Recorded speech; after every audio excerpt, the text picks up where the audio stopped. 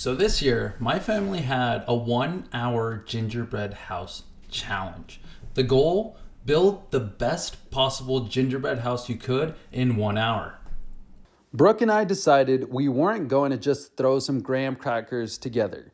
No, we were going to go all in. We had to plan to create the ultimate gingerbread house estate. Our first step was research. We looked into what other people had done, pulled ideas we liked, and created a list of must-haves for our design. A vacation cabin by the lake, ice cream cone trees, a pretzel ladder, and a gazebo bridge. We even 3D modeled our concept in Blender. Originally, the base was going to be a square, but we switched to a round base to give it a more island feel.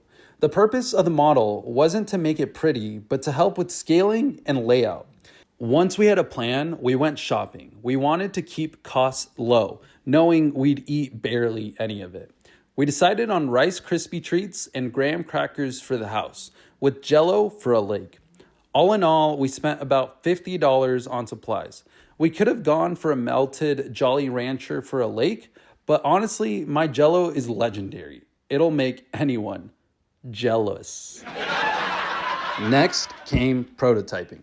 We used cardboard and a hot glue gun to mock up the house design, which helped us finalize the layout. We also prepped our supplies, making the Jell-O lake, cutting the Rice Krispie walls, and testing 3D printed cookie cutters. On Christmas Eve, the competition began. We kicked things off by decorating the house first, a tip we picked up during our research.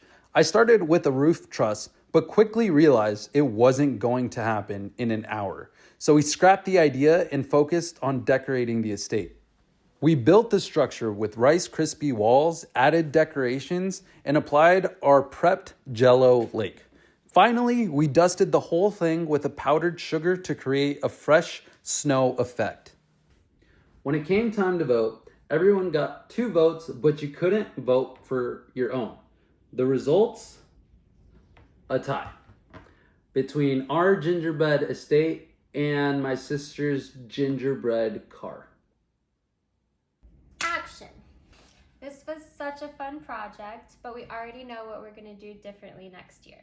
Next year, with as much fun as this project was, next year we want to take a slower pace. The challenge was a bit intense, very stressful.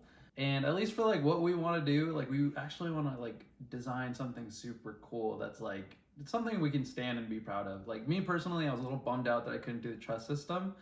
And yeah, the stress kind of got to us. Just a bit. Just a little bit. And our icing didn't hold as well as we thought it would. So we're going to test out our icing before next year. Yeah. But it was a learning experience. We learned a lot, and it only helps us to build on what we're going to do in the future. But as of right now, this is our favorite gingerbread house we've ever built. Thanks for joining me on this adventure. If you've ever done a gingerbread house challenge, make sure to let me know in the comments below. And if you haven't, this is your sign to try it out next holiday season. Don't forget to subscribe, and stay tuned for more creative projects.